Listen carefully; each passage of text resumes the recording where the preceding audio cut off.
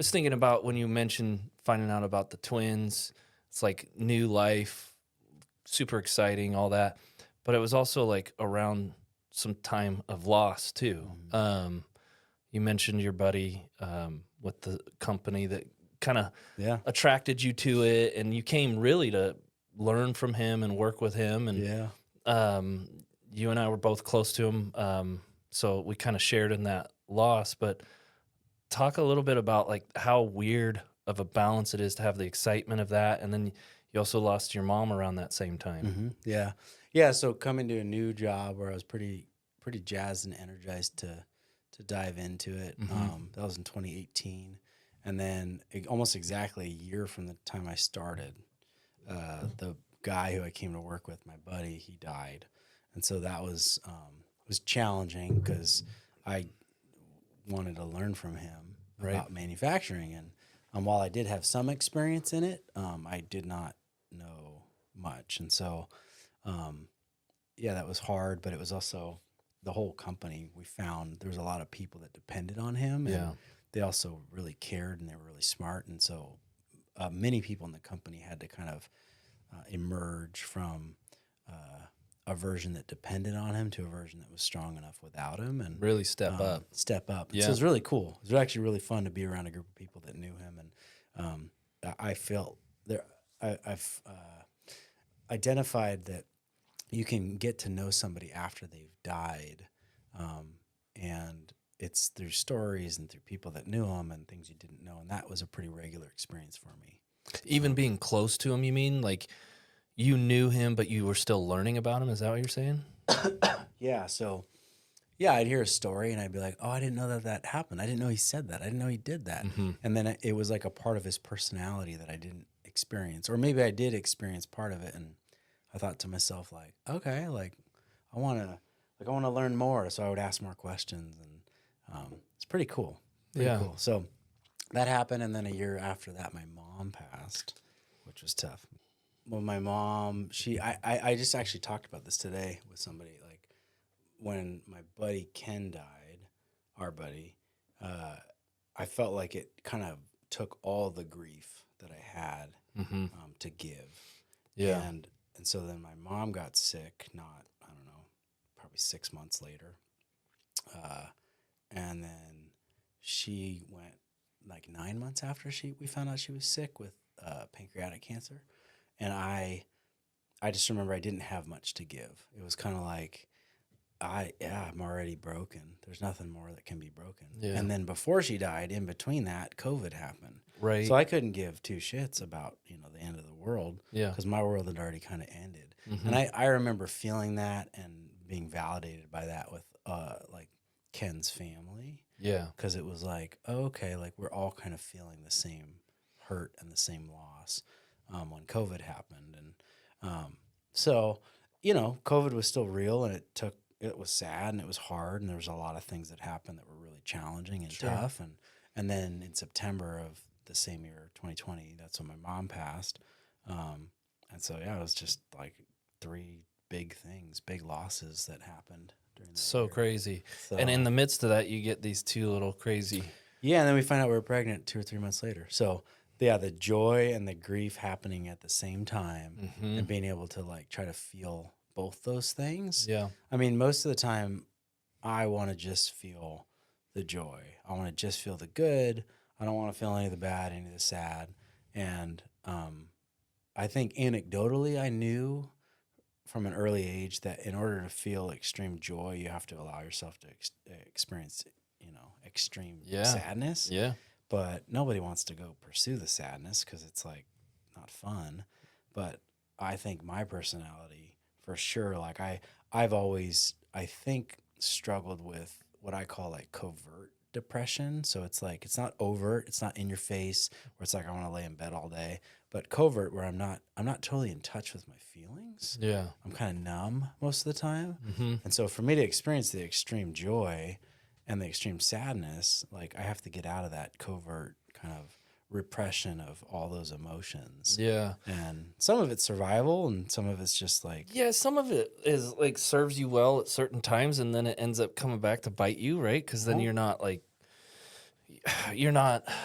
in tune with it, maybe if you ignore it for too long. But I mean, with that, I love finding out what people do for self-care. Like Yeah. you've got family, you've got business, you've got grief, you've got all this excitement. I mean, it's just there's no shortage of good stress and bad stress. Yeah. And I love to know what people do like for self-care. Like how do you make sure you are tapping into that and you're healthy and Yeah. like do you have any routines or do you have Well, things my twins' names are Jack and Jameson.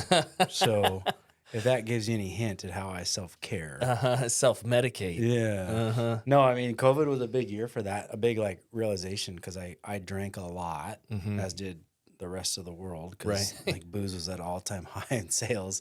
But I remember I started to get crazy arthritis and I was 38. No, I guess 2020. So I was 40. Yeah. And I was like, I should not be this stiff and this hurting. And so I started to exercise a little more. I started to drink a little less. I learned that my body type, if I reduce or eliminate like sugar and grain, Yeah. that my arthritis goes away pretty fast. Yeah. So the combination of that and exercise was pretty rad. Yeah. I started to wake up like 4:30 every day and go for a run, do like a push-up, pull-up exercise. Yeah, I showed up for one or two, like during Yeah. well, Yeah. at the beginning, Yeah. you know? Yeah. So that was really a way that I kind of tried to stay healthy, and it stuck with me. I'm not quite as diligent as I was during that Yeah. time because as the twins have gotten older, I've gotten more tired. Weird. Yeah. I thought But you were going to be more tired at the beginning. I mean, I would think, but if for some reason now that they're more active, like, last night I was out 7:30, I was just passed out. Yeah. I had nothing more to give. So, and I slept pretty solid until 4:30 this morning. So, and I went nice. for a nice run this morning, which is rad. It was freezing outside, and then I did a cold Dude, plunge. like all of a sudden, just out of nowhere. It got cold. I mean, East County's seeing like 33, 35. Yeah. My pool that I do a little plunge in, I have this little above ground pool that I've built. It's like got a deck around it. It was 49. Yeah. And it was cold Dang. this morning, but I felt great. Uh, Oh, I felt so good. So so family, diet, exercise, that's kind of your self-care yeah, kind of space. I've had to say no to a lot of things. Yeah. I think that's also like something we've talked about that has been pretty powerful is sometimes you have to say no to really good things. Like we don't go on runs every Saturday like we used to. Right. And that's hard because it's like it was part of our identity for 10 plus years. Right. And so I think as you expand your family and you start to do more, you realize that there's places that need your attention. Yeah. And so you have to say no to them, even though they're really good things. Yeah, you have to make margin, make room in your life at certain seasons, and they change, right? Yeah. It's interesting. You talk about the diet side of it. I know, all the politics stuff. One of the things that Yeah. I've been kind of excited about is this refocus on health. Yeah. And I don't know, like for me, I don't know how you feel about that, but like listening to people actually look at it and go, no, we need to actually make this a priority because we're making ourselves sick. Yeah.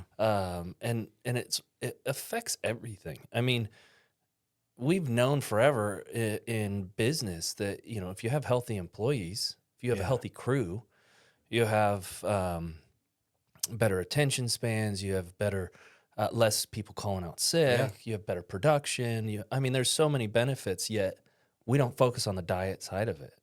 Well, and it really got illuminated during COVID because you had people that weren't healthy saying what health was, and everybody started to raise their hands and like Excuse scratch me. their heads and be like, "Wait a second, that guy doesn't look healthy," or So, yeah, it's such an individual decision, and I am not as hopeful as you might be about people's ability to just all of a sudden decide to start being more healthy. Oh no, dude! you People know. are addicted to the junk. To Yeah. the, Well, it's just processed and easy. It's like so much faster and easier for me to go get stuff that's packaged than it is for me to grow my own stuff or buy stuff and cook it. And Well, and it tastes so good. well, I mean, I'm lucky because I have a wife that's allergic to lots of stuff, and so she actually has to cook everything.